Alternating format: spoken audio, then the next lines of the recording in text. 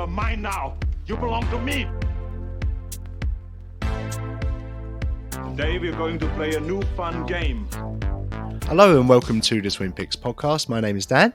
My name's Nicole. And this is our Leading Women episode. We're talking about Suffragette and on the basis of sex. After that, we're going to announce the theme for next week.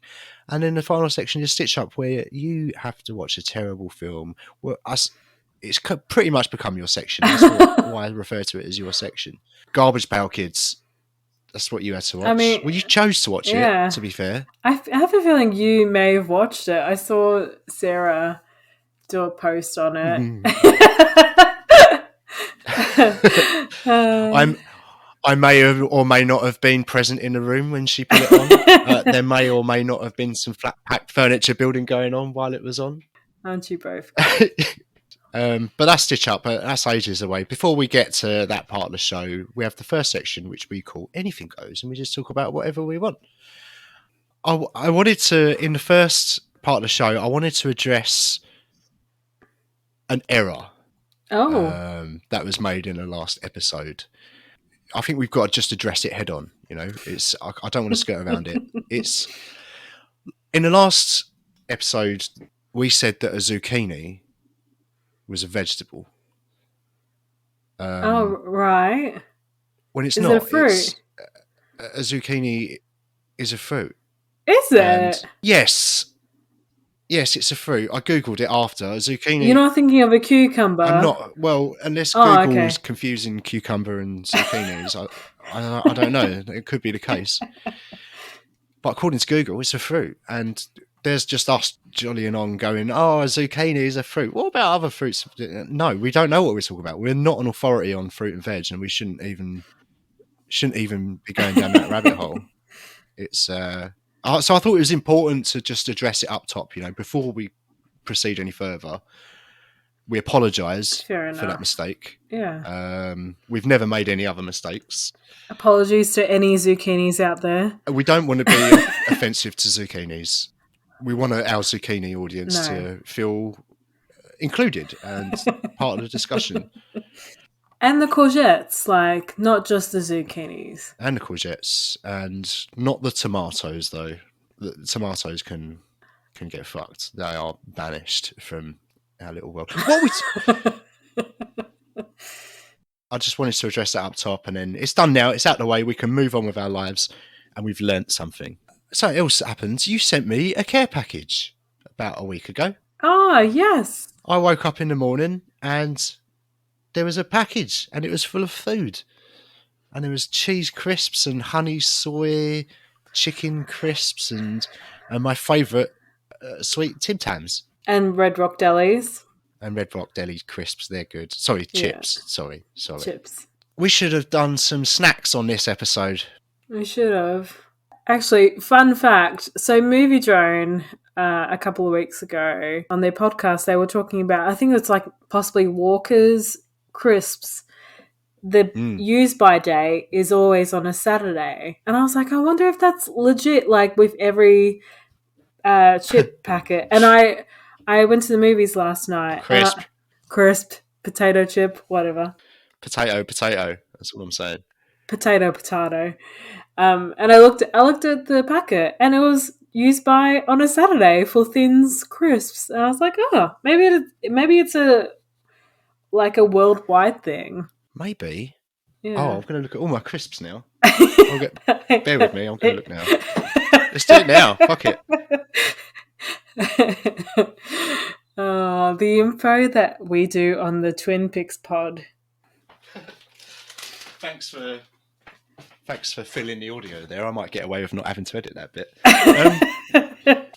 Crisps. Oh my god, you still got those? Right. Yeah. Crisps. Are you purposely maneuvering? Oh no. I got crisps everywhere. What's the date? Where do you put the date on your crisps? Oh, here we go. It's on the front. I've got it. 9th of May. Oh, let me see if that's 2016. Saturday. Oh, shit. 2016? That can't be right. Oh. Interesting twist. We've found an interesting twist, haven't we? Because Movie Drone, yes, you are correct. It seems that crisps go off on a Saturday, but in the Australian bit, it's a Sunday because of time travel. We have to narrow it down. So, to what time do they go off? It must be. Hang on, when do these go off? These go off on the 2nd of May. Yeah, that's a week before the 9th. How interesting. Isn't it fascinating? What a 17th of April. I've got some Walker's KFC flavoured double crunch here. I've got 3 bags of crisps open. I'm terrible. I like variety. What can I say? 17th of April. Ooh. See, these are from the UK, and that is a Saturday. Interesting. What other crisps? Look, Movie Giant, I realise we're stealing your bit here, but it is fascinating, and we're elaborating on it. How did they genetically engineer potatoes to only go off on Saturdays? They pick them on a Monday. Yeah. I mean, best before doesn't really mean that you can't eat them after that date. So my rule of thumb is that if it ain't mouldy, then it's probably fine. Except for cheese. Cheese is fine. Even when it's mouldy, you can just cut off the mould.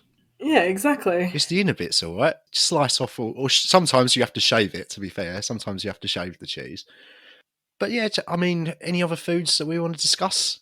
Capsicum. That was the word that you're trying to figure out the other week. That's it. A couple of weeks ago, while we were discussing veg again, I was trying to think of the name of a vegetable that you told me about. It had a very amusing name, and I couldn't remember it. And then I think it was the next day. I just texted you the word capsicum. It was about a week after, I reckon. Was it? I was like, why is he messaging me capsicum? I think I was editing the episode, and I was just listening to it, and then it popped in my head, capsicum. So to me, it was relevant and timely, and to you, you're like, what the fuck are you going on about? Story of my life. How have you been, mate? How's your new job going? Yeah, it's good. I've had a very good first week. We're in pre-production, which is always usually nice and chilled in a way. When you're in actual production shooting mode, then it gets a bit crazy. But it's been good. And there's a cinema literally 5 minutes drive from me at the Pentridge prison. So I went to watch Nomadland yesterday. Okay. Sorry, but I want to hear about Nomadland, but I don't want to skip over the fact that you just said that you went to a prison to see a film. What? It's no longer a prison, but Right. It used to be a prison, and they've just put a movie cinema. They've put a cinema in the middle of this in the middle of this prison. It's a really nice architectural building. It's made of bluestone. Yeah. I'll take a photo and send it to you next time I go. But yeah, I watched Nomadland yesterday and I absolutely loved it. Been meaning to watch this film for a while. I don't want to spoil it too much because I feel like it's relatively new. Yeah, don't spoil it for me. I mean, I guess for me, like a recommendation is enough. I don't know, but I don't know anything about it really, at all. So is it? It's obviously a new film. Is it American, Australian, British? It's American. Frances McDormand is the lead in this film. It's pretty much about her journey that is shown over a year, and she lives in her van and she travels all around the US and just her journey as well as meeting other people. It's kind of made me want to almost build a van and be able to work and travel at the same time. So you enjoyed it and you'd recommend it to me? 100%, yeah.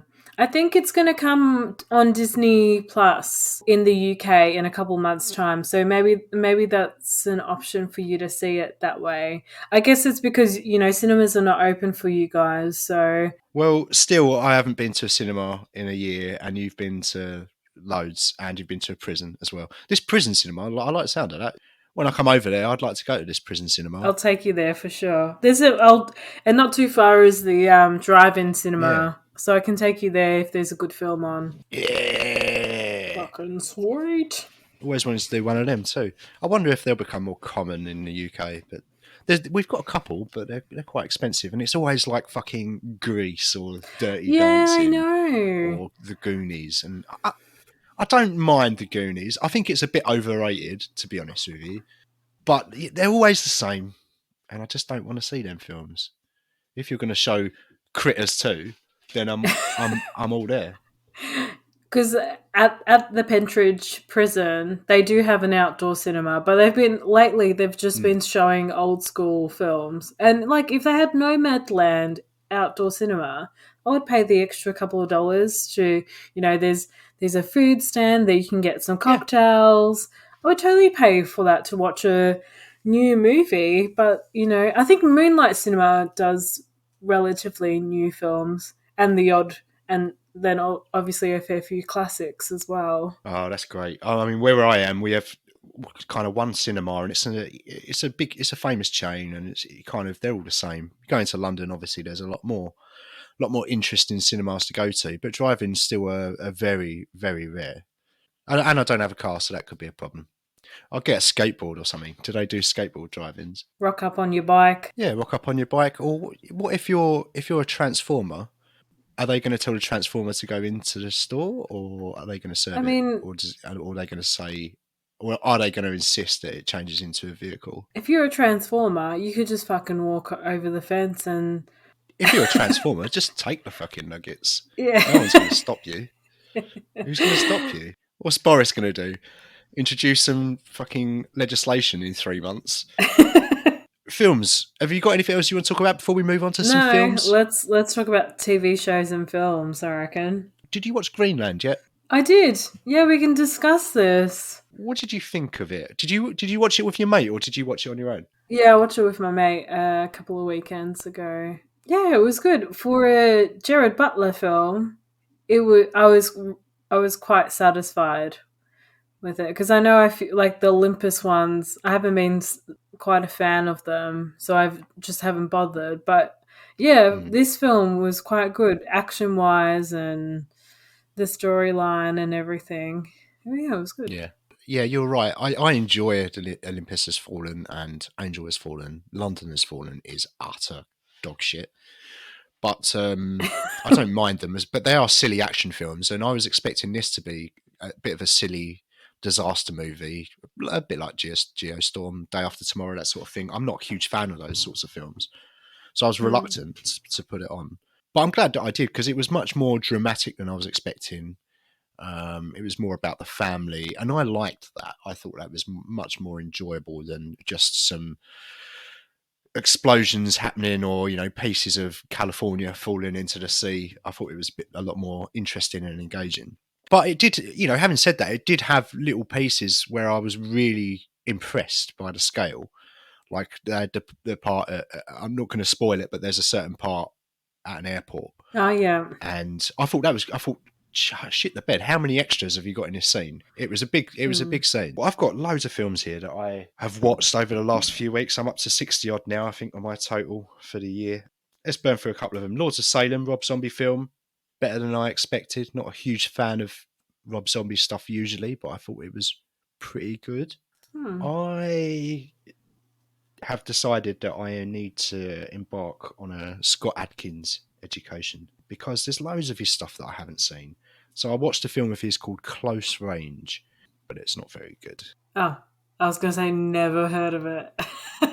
It's not great. Scott Adkins is good at his action stuff. I think that's kind of probably pretty consistent throughout his work, as I shall find out as I embark on my Adkins journey. The Adkins diet. And then I watched a film called Thank You for Smoking, which is very good. Aaron Eckhart plays like a lobbyist for a tobacco company, and it's very satirical, and the performances are really, really good in it. Yeah, I recommend. Have you seen it? I haven't seen it. I've heard of it. I think you might get something out of that. That's quite good. What platform was it on? Oh, that was on the Star app, I think. Oh. I think it was the first one I watched on Star, actually. Oh, I watched the last Die Hard film.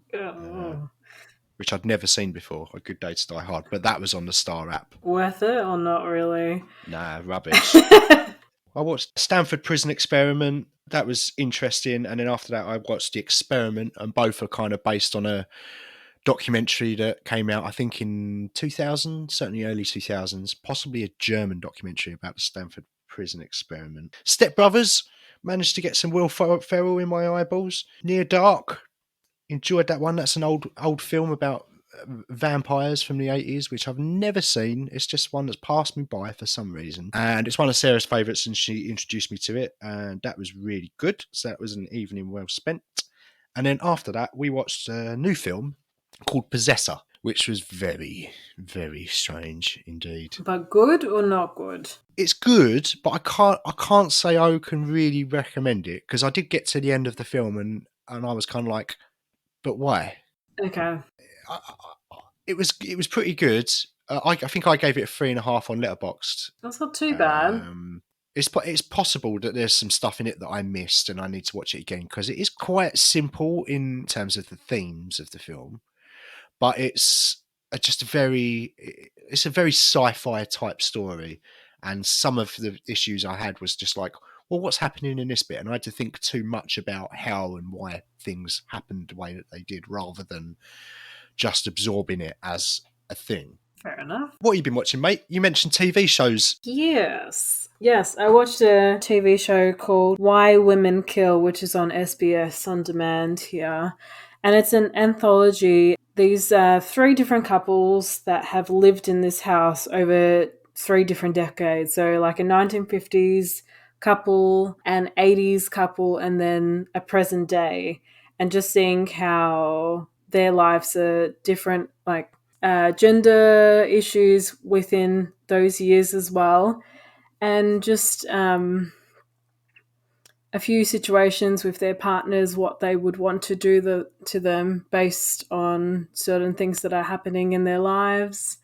But yeah, it was a bit of fun. Yeah, Lucy Liu's in it. It was quite good. I would recommend it. What was that called again? Why Women Kill. And apparently they're going to do a 2nd season, which I don't know how they would do that. I don't know if they'll use the same cast or if it'll be a completely different new 3 scenarios. Because they kind of finished every story by the end of the season. Another TV show that I just stumbled across on Amazon Prime was Soulmates. It's from the same writers as Black Mirror, and it's kind of similar to those episodes. Yeah. It's about this new technology that somehow figures out your actual soulmate. And it's a 6-part series, and every episode is slightly different, and really great cast throughout each episode as well. I'll have to check that out after we've recorded. I really like Black Mirror, and actually it sounds like one of the Black Mirror episodes as you was describing it. There was like an app for the phone, and spoilers for that episode, but like 2 people had seemingly met and they were going through meeting people and breaking up with them, but it was all happening in an app. It was a dating app that was just testing out people's compatibility. Oh, is that like Play the DJ? Hang the DJ? Oh, this sounds really interesting, mate. I can't wait. Let's wrap this episode up so I can go and watch it. Okay. That's what I'm doing. You asked me what I was doing my Saturday earlier, and I was going to do some gaming, but I know I'm going to watch Soulmates instead. Nice. I can't wait to hear what you think of it. Some movies that I've watched over the past week. I Care a Lot. Yeah, it recently came out on Amazon Prime with Rosamund Pike. And she's like a legal guardian, I think is the term. So if you are an individual that you're old individual and you can't take care of yourself, and there's no one else to take care of you, then the government can have this person to come in and sign off on any sort of thing, and you have to go into a nursing home. They can't take care of anything, but she's like a bit of a fraud and just does it just to take the money. And this one individual that she takes in has a shitload of money, but she has a secret son, and he's been trying to get in contact with his mum and is like, what the fuck's going on? So he seeks revenge on Rosamund Pike's character. And I'll leave it there. But it's a bit of fun. She's fucking evil. Like, what was the other movie? Gone Girl. Like, she plays that psychopath really well. I watched Ready or Not, which is a lot of fun. It's batshit, isn't it? It's crazy. The fucking ending is brilliant. It's insane, isn't it? Don't spoil it, because it's not one of our featured films. Oh, But wait, it is wait. crazy. It is nuts, yeah. And Yeah. Samara Weaving is fantastic in it. Well, she's in. Is it The Babysitter? Is that what it's called? Yeah. And it's kind of similar in a way of like funny shit that happens in that film. In terms of like extreme kind of cartoonish sort of violence, yeah, I think you're right. Yeah. She's also in a film called Guns Akimbo, where Daniel Radcliffe gets some guns nailed to his hands. Oh, yeah. I haven't watched that yet. And the last film I'm going to discuss is Portrait of a Lady on Fire. Oh, brilliant! You watched this. I really want to watch this.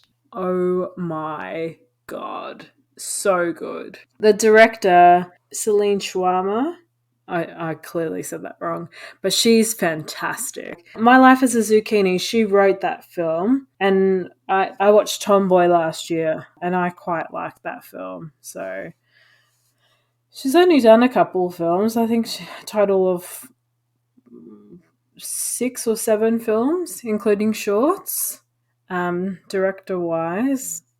But yeah, it's really good, mate. You have to watch it.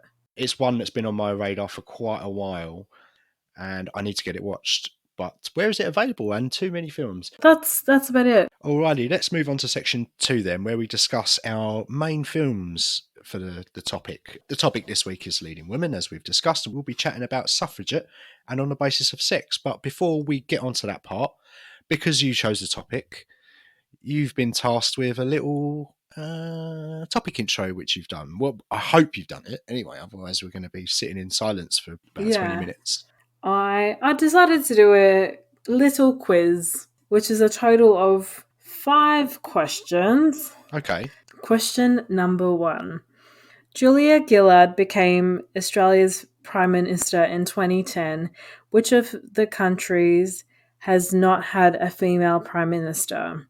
Poland, Jamaica, Sweden, or Pakistan?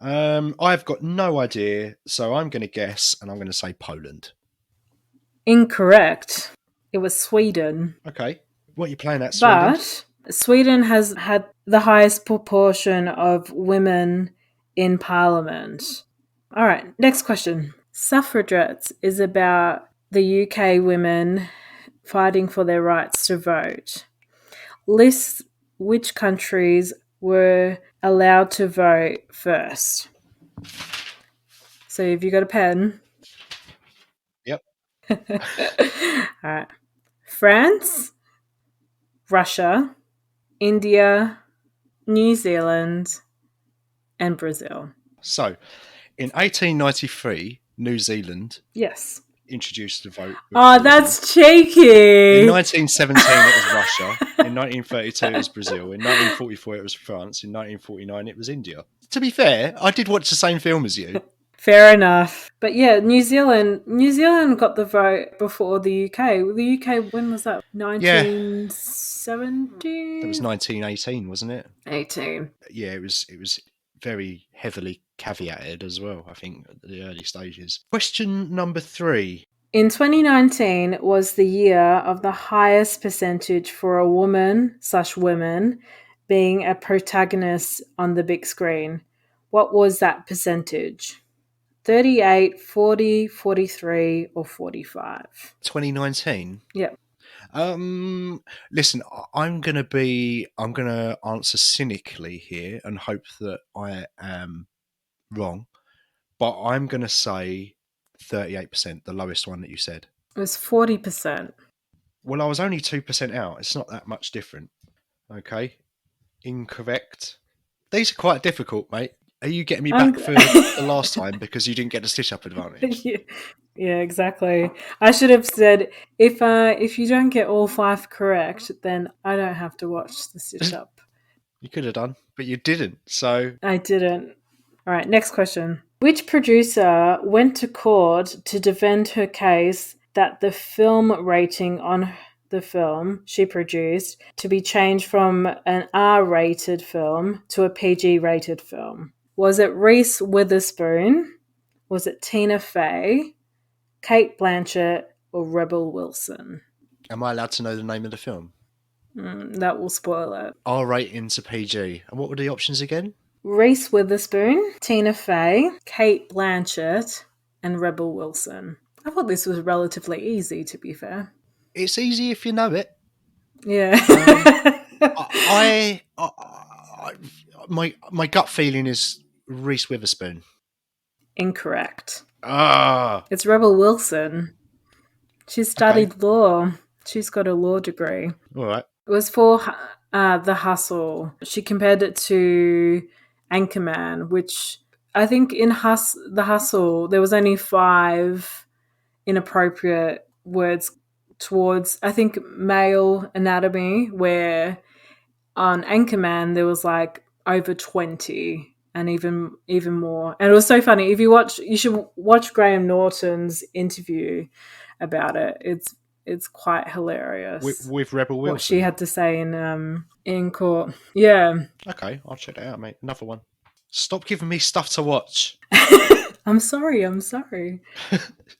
And the last question, which leading woman who has created roles for women for female-dominant dramas, as well as leaving her mark with equal pay rights at HBO? Was it Emma Watson? Was it Reese Witherspoon? I think you know this already. Or was it Patricia Arquette?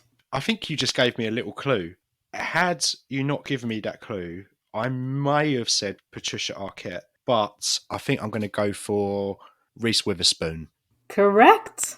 Yay! All right, thanks for that quiz, mate. I got That's right. 2 out of 5 correct, which is rubbish. It's 40%. Rubbish. Give me some easier questions next time, because I'm not that bright. I need to be educated. Speaking of being educated, let's move on to our first film, which I think we should start with Suffragette.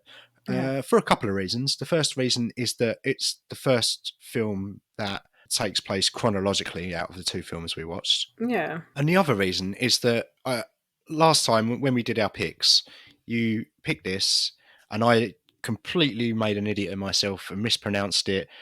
Suffragettes, I think I kept calling it Suffragettes. And I was thinking of that Bruce Willis film, I think. And I'll be honest with you, I've never heard the word suffragette before. And I told Sarah that I had never heard the word suffragette, and she said, yeah, your school might have failed you there. And she's not wrong. I just feel like it's a pretty basic thing that I should be aware of. And now I am. So, done. That's my bit done. So let's talk about the actual film then. So it came out in 2015. It was directed by Sarah Gavron. It's 106 minutes long, and the tagline on Letterboxd reads, Mothers, Daughters, Rebels. The synopsis reads, based on true events about the foot soldiers of the early feminist movement who were forced underground to evade the state. The budget was 14 million. The worldwide box office was 34 million, 2.4 times its production budget. And it stars Kerry Mulligan as Maud Watts, Helena Bonham Carter as Edith Ellen, Ben Whishaw as Sonny Watts, Brendan Gleeson as Inspector Arthur Steed. Yeah, it takes place in 1912, and we're following Kerry Mulligan's character, Maud Watts. From what I could find out, Maud Watts was not a real person, not a real character, but some of the stuff that she did, or that happened to her, like the being fed through the nose in the prison, those things did happen. Crazy. Probably not that uncommon as well, but not to that character. Actually, an article that I found, that happened to Emily Wilding Davidson. We're following Maud Watts, and it's kind of about her journey from being abused at work and kind of disregarded and being made to feel like you have no significance. All of that stuff kind of leads her to this path with the suffragette movement. And Helena Bonham Carter plays like a pharmacist, and she kind of gets her in. And things slowly start to escalate more and more. And yeah, I would say that the thing that I took away from this film more than anything is just me learning something. I thought it was I thought it was a pretty good film. Like, if you take that away from it, I thought it was pretty good. Mm. Not something I would probably watch an awful lot. Now that I'm aware of the story, I would sooner just look up documentaries and that sort of thing on YouTube rather than revisit this film. But it's a really excellent entry piece if you're not aware of any of this stuff. Yeah. And also Maud, she's married and she's got a young little boy. I forgot what his name was. Trevor, I think it was Trevor. Oh yeah, that's right. And because her husband didn't approve of her, going to these rallies, and she would have to lie to him as well, Yeah. because it kind of brought shame if you were protesting for this right to vote. And then when she got arrested, I think the second time, the police just like dropped her off at her doorstep, and he completely fucking lost his shit. And I think he also kicked her out. And she went to go visit her son on his birthday, and because her husband couldn't keep up with paying for the daycare, they ended up just not having enough money in general just to be able to feed him, that they put him to adoption. And in that time, you had no right. The woman didn't have any right regarding that, which is crazy. It's insane, absolutely fucking mental. Yeah, I thought that was a really important part of the film actually as well. Ben Whishaw, who I think he's Paddington, isn't he? I think he does the voice for Paddington, and he's also the tech guy in the new Bond films. I quite like Ben Whishaw. I think he's quite good. And I thought he did really well here. I thought he did well to portray the dude who... I would say it's very reductive to call him bad, because everybody else around him was just awful. And yeah, he didn't do great things. He did some really dickish things. But I guess what I'm trying to say is that I felt like he portrayed that character in a more complex way than a straightforward, this man is bad, therefore he is doing bad things. I felt that kind of struggle, I guess. Yeah. Kerry Mulligan absolutely smashed it again. Some good performances all around. Meryl Streep, I mean, she's only in it for a minute. She comes in, she does that speech as Emmeline Pankhurst, but I guess they needed a big name because it's a big figure in history, so they needed someone so that you go, oh, Meryl Streep, this must be fucking important. And it was, and she absolutely nailed it. I wonder if she just came in and just nailed it first take. She's that much of a pro, I'm sure. She gets really nervous actually doing films, even like... Does she? Yeah. Her appearance was very, very impactful, as it should have been, as it needed to be. And just all round, I think the cast was great. I think it was in terms of how it was structured, it was pretty straightforward. But I don't fault it for that. I think it probably needed to be quite a straightforward told story, narratively speaking. And again, like I made a point about Ben Whishaw showing the complexities of character, I would echo that sentiment for Brendan Gleeson's character, Steed. And he kind of makes some poor decisions and enforces some bad ideas and toxic principles. But I can see that underneath it, he's not that comfortable with it. And I guess it just boils down to these people should have just been more vocal and gone against the grain a bit more, just had some more balls. Yeah. I wasn't aware of the final sacrifice scene. Yeah. What did you think of it? Well, I mean, I was very surprised because they go to the Epsom Derby horse race in 1913 where the king is racing a horse, and Emily Wilding Davidson steps out in front of a horse and she dies, and she became a martyr for the movement. And I guess she must have known that that's what she was doing. Because I didn't know anything about it, I guess if you are familiar with that history, I imagine that as soon as you see where they are, the location of the horse race setting, you probably know what's kind of going to happen. Yeah. I didn't know what was going to happen. So for me, I was just like, fuck. Yeah. Whoa. Yeah. Yeah. And I went back on YouTube and I watched the real footage. Oh, shit. I watched the real footage, which is pretty much shot for shot. Yeah. Like the way it was done. Only, obviously it's in black and white, and oldie looking, I think is a technical term.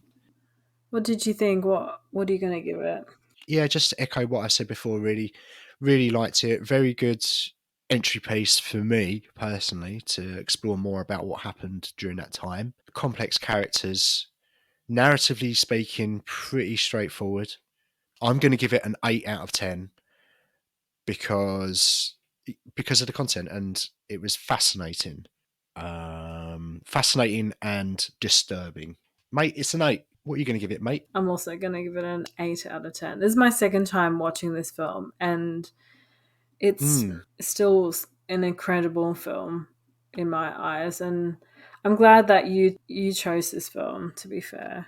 And both of our films this week are based on true stories. Yeah, they are. Segue, I think they call that a segue. Our next film, On the Basis of Sex, is all about Ruth Bader Ginsburg. So, On the Basis of Sex, bit newer, came out in 2018. It was directed by Mimi Leader. The tagline is Her Story Made History, and the synopsis reads, young lawyer Ruth Bader Ginsburg teams with her husband Marty to bring a groundbreaking case before the US Court of Appeals and overturn a century of sex discrimination. And it stars Felicity Jones as Ruth Bader Ginsburg, Armie Hammer as Martin Ginsburg, and Justin Theroux as Mel Worf. It's about Ruth Bader Ginsburg, and the film kind of starts with her as a young lawyer and a young mother and a young student at Harvard. And again, you sort of see the everyday kind of dismissals of the male characters around her. It turns out that her husband Marty has cancer and she has to make certain sacrifices to go to his lectures and take notes for him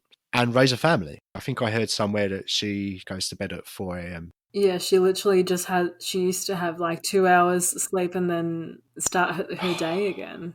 Fucking insane. Yeah, I mean, what an inspiration. What an inspiration Ginsburg was. Because she's not with us anymore, is she? She died last she year. recently passed away. Yeah. Again, I thought that this was a pretty straightforward told story, but there were one or two nice bits of flair in there. I really liked the opening scene where it's just a sea of men in grey suits, and then Ruth Ginsburg's character Felicity Jones appears in a sea of grey suits. And I like that. That was a very good representation of, Ruth's here now. Get your dreary, horrible suits out of the way because we're going to get some shit done. And I really liked that. I thought that was a really good way of setting up a film. Told me exactly what I needed to know about the character, about the film that I was about to watch. And I thought, great. But after that, and for about the first hour, I must admit, as a film, it kind of dragged for me a little bit. Oh, really? Yeah, up until the point where they started dealing with the main part of the story. I get why they had the first hour. They were introducing the character and some of her struggles. And, you see her from, the late 50s up until the 70s, and they do the whole biopic songs of the decade type thing. I mean, Scorsese is the king of that, and it's very common in his biopics, and I always notice it. I'm just like, oh, this is the 70s bit, is it? And it's just a bit, I find it a bit lazy. But that's just a personal gripe. But it got a lot more interesting for me in the second half, where we got into the meat of the story, where she takes on the sex discrimination case against a dude. Yeah. And that was kind of her angle. That was her way of, making the system work for her intention, which was to show that there is sex discrimination in law, and it's very important the language that you use. And she fought to get some of that language changed. I thought Felicity Jones was very good. I thought, obviously, we saw some complexities there. She's a theme through both of the films is sacrifice, I thought. And also, she went to her classes plus Marty's classes.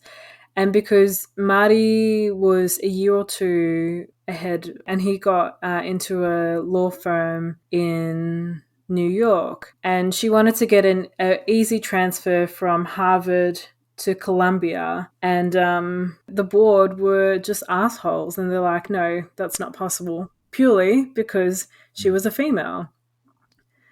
And she just redid her full law degree in Columbia. And then after that, after her getting her degree, no law firm wanted to hire her purely because she was female. and that led her to be just a professor teaching law students about the law, and her specialty ended up being law about sex. And then, yeah, as you'd said before, she ends up taking on a case that is based on discrimination on a male, because if it was based on a female, it would have been disregarded, to be fair. It's just insane. It was an impediment to be a female. I find that crazy. You know, if I was in her generation, I wouldn't be able to do half the things that I could possibly do today. Yeah, I mean, fucking hell, what will we be playing at? I don't want this to be some sort of Political podcast where we just say how shit stuff it is. Yeah, and get Yeah. too political and stuff. But I think we're doing this subject, and both of our films are very important female stories. Maybe the most important. I don't know.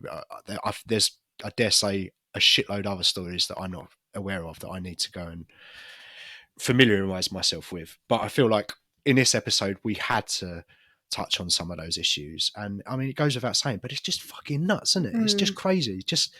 It's just, we're all just on this planet. We're all on this rock and bit of dirt together. And it's like, just fucking get on with your own life. Stop worrying about what other people are doing.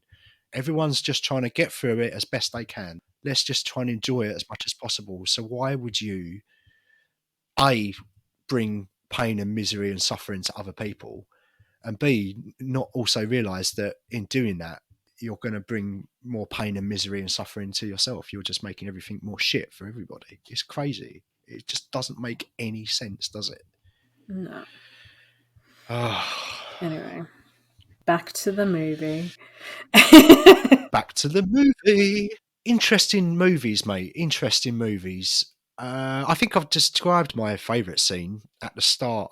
My favourite segment was the law case, when they get into the law courtroom stuff, and Yeah. Felicity Jones is nailing her final speech. But also, like I mentioned, the very first scene, they loop back to that at the end with Felicity Jones kind of walking around Washington, and then they cut to the real Ruth Ginsburg, because this was shot before she passed away, so they were able to get the real Ruth in. We call her real Ruth.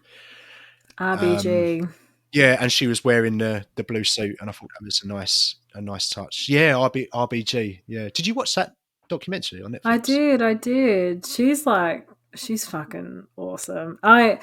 Halfway through this film, I was like, oh my God, I know who this is. I know who this film's about. And then I got goosebumps right at the end when she actually appeared. Yeah, I've watched a few interviews with her as well, and it feels like they had a really good marriage as well. Yeah. It seems like he had a really great sense of humour, and it feels like Ruth Ginsburg had less of a sense of humour. She was very reserved, yeah. Yeah, very reserved but direct. You know, she didn't fuck about. She got in, and she made her point, and she got the fuck out of there. And she was very efficient in her communication methods. I really like on RGB, there was an interview with her and Marty, and I can't remember the exact question, but it was like something on the lines of like, have you ever given Ruth advice regarding law? And he goes, well, it's just like Ruth giving me advice of like making a meal, and then me also making advice regarding, you know, work. And and the audience just laughed. And Ruth apparently is really a terrible cook. Marty can cook really well. They had their kids on that documentary, didn't they? And they were saying how bad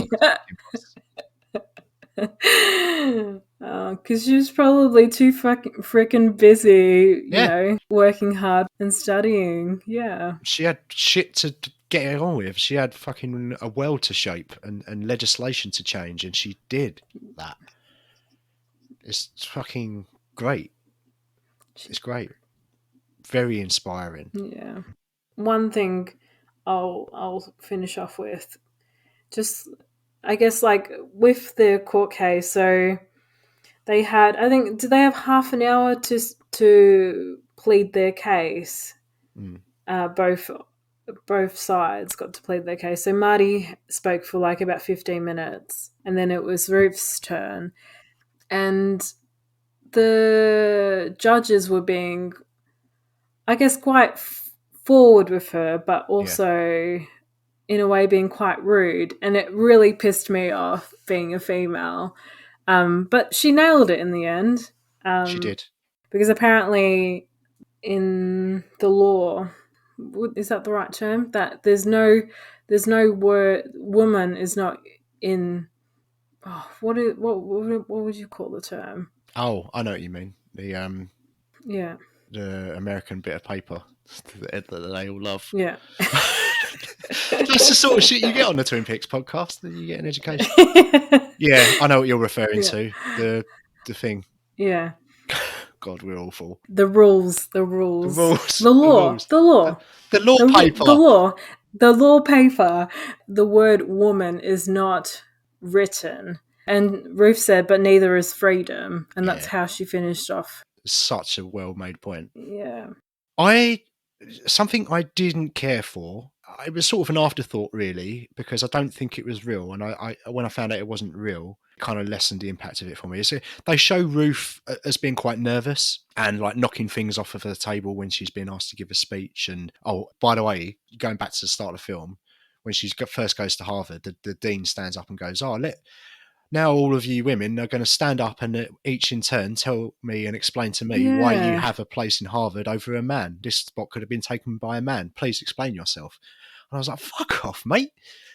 What are you going on about? And also in that scene, I noticed that all of the staff, all of the help were people of colour as well. So that was very telling, that scene. Right.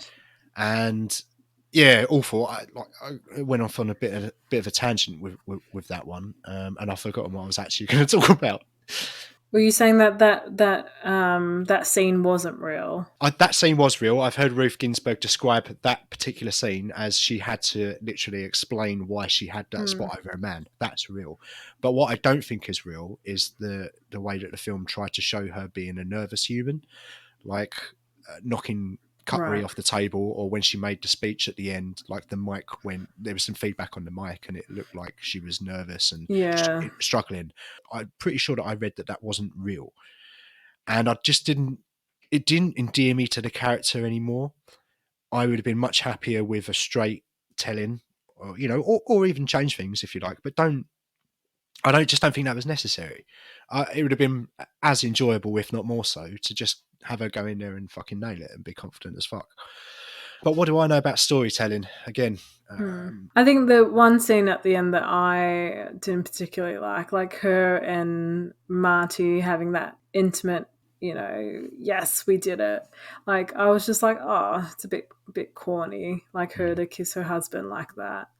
Look, again, another really important story. I didn't, as a viewer, enjoy it as much as Suffragette. I thought Suffragette was the stronger film. Agree. I thought it was fine. I thought it was pretty good in places. Some good performances. Felicity Jones nailed it. Justin Theroux, I thought, was brilliant as well. I'm going to give it a 7 out of 10. Also giving it a 7 out of 10. I'm not going to waffle on. Alrighty, so if we're all done with our two films then, all we need to do is announce the theme for the next episode. And it's my choice. It's back to me, as you chose Leading Woman as a theme. Back to me. I'm choosing office-based movies. Any movies that take place primarily in an office. Again, I've got a letterbox going. Not as many films in this genre as there would be in Leading Woman, for example, or post-apocalyptic. Nowhere near. There are not that many. But we'll talk about that more in the next episode next week. So tune in to hear our picks for office-based movies. Yeah. Stitch Up. It's your turn again.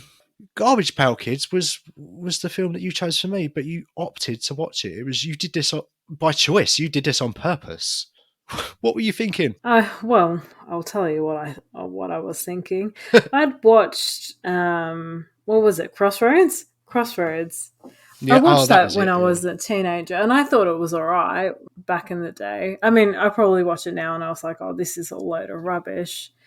But out of the two, for some reason, I thought Garbage Pail Kids was a much better option.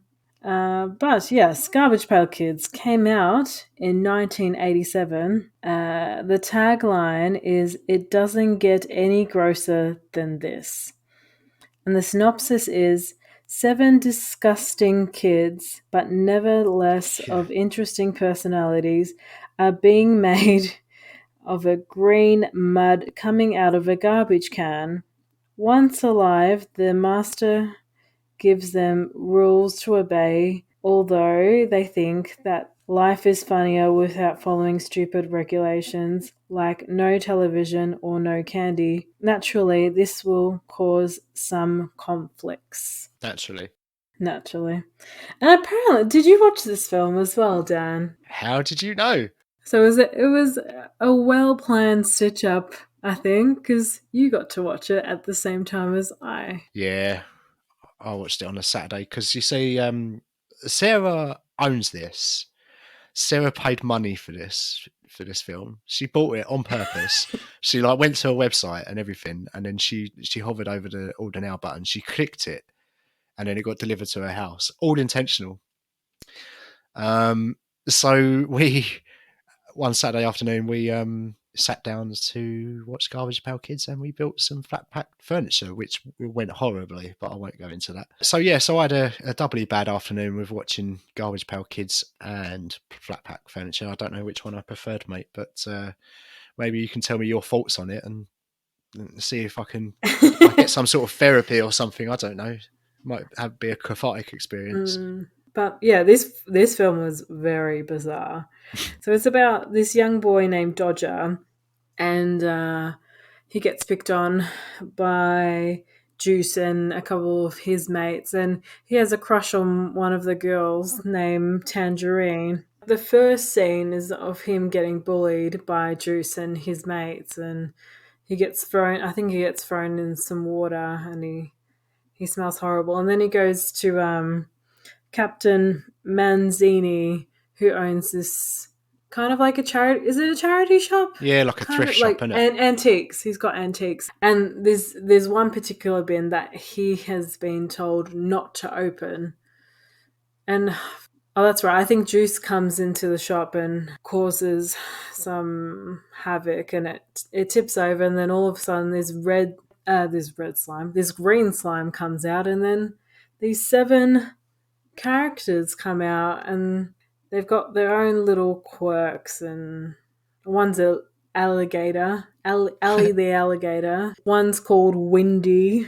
Yeah, Windy Winston, Messy Tessie, and Nate Nerd, Foul Phil. Oh, Valerie Vomit. Yeah, they're weird little things, aren't they? So weird. But they're quite talented. They know how to sew really well.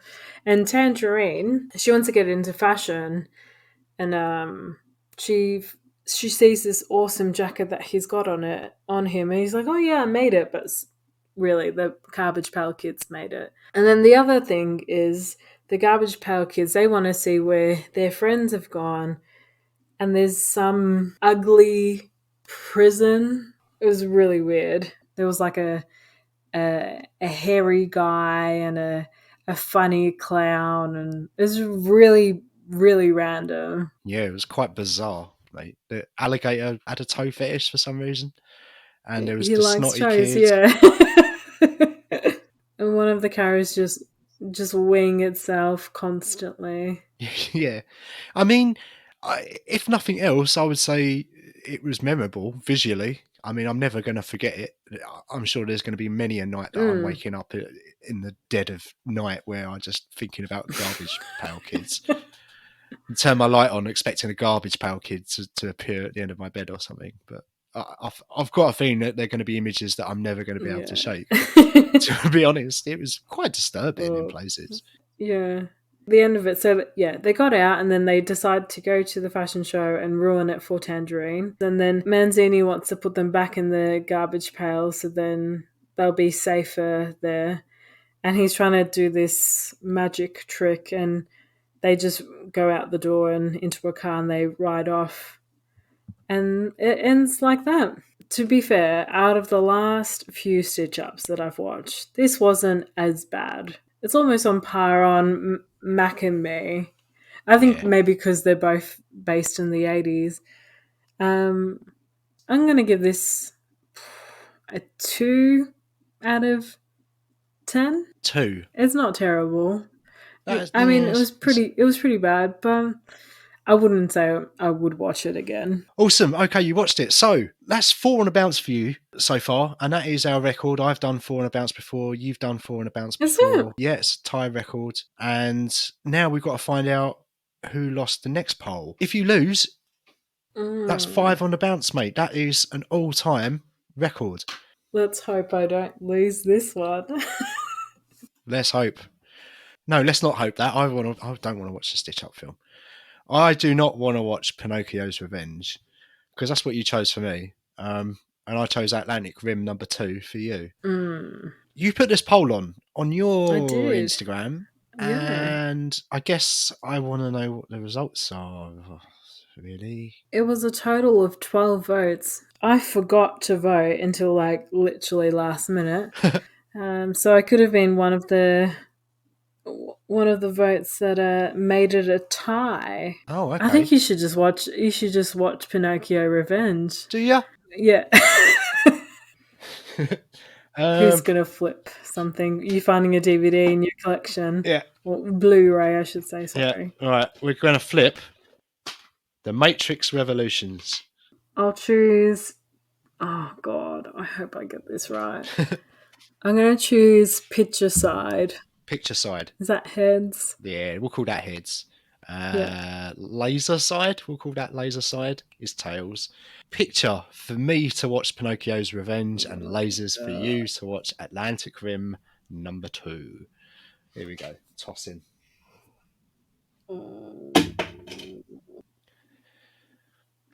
You know that 4-run losing streak that you're having? Fuck you. It's over. I'm watching Pinocchio's Revenge. Yes. On the laser side. Oh, thank God. You look genuinely relieved. You've got your hands in your face, and it looks like you're just taking a time out and you're just breathing a sigh of sweet relief. I think Atlantic Rim 1 was enough for me, mate. Yeah. So, I mean, if you can't find Pinocchio Revenge for some unknown reason, then you'll have to review that film instead. Yeah. What a disaster. Oh, this could be a little strategy, couldn't it, as well, going forward? I'll have to remember this. All right, so first time in ages, probably about 6 weeks, 2 months maybe, I've got to watch a Stitch Up film, and I'm going to be watching Pinocchio's Revenge. Yeah. So tune in a couple of weeks' time to hear my thoughts on Pinocchio's Revenge. We've got to pick the Stitch Up films for the next poll, which we'll put on Instagram, and we'll announce where they'll be at the end of the show. And full disclosure, I've forgotten to pick something for you. Okay, I've got one. It's called Theodore Rex. Ooh, the question is, do I allow Theodore Rex? Why? Because I chose it for a poll once for Albert. Oh, fuck. But no, it's not available anywhere, mate. I'm just looking it up on Letterboxd. All right, next film. I've got another dinosaur film, and it's called Barney's Great Adventure, the movie. We've done it before. Have you? Albert had to watch it. No, yeah, it was a really early episode. Albert had to watch it. Did I he? gave it to him, yeah. Okay, you definitely haven't done this film, and it's also a dinosaur film. Okay. And it's called Jurassic School. Jurassic School. All right, I've never heard of it.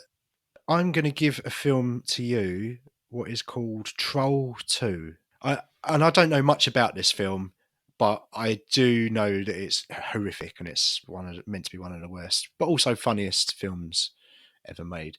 Is this old school Trolls, or is this like quite a recent film? I don't think it's Trolls as in the rubber things that go on the end of your pencil. Ah. Oh, I got all excited. No, I don't think so, mate. I could be wrong, but hopefully you'll find out on the poll. Where is the poll going to be, Dan? On my Instagram, which is flick.face. If you want to catch up with the show, you can do at Twin Peaks Pod also on Instagram. You can email the show at twinpixpod@gmail.com, and you can support the show on Ko-fi if you want to. And we have got a YouTube channel where we just throw up the episodes just as an extra place for someone to listen to if they want to or need to.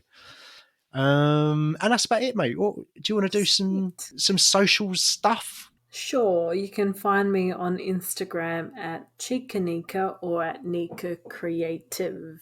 So thank you very much for listening. Don't forget to tune in next week where we're going to pick our office-based movies. And we'll catch up with you then. See you next Tuesday, Australia. Goodbye, Mr. Norris.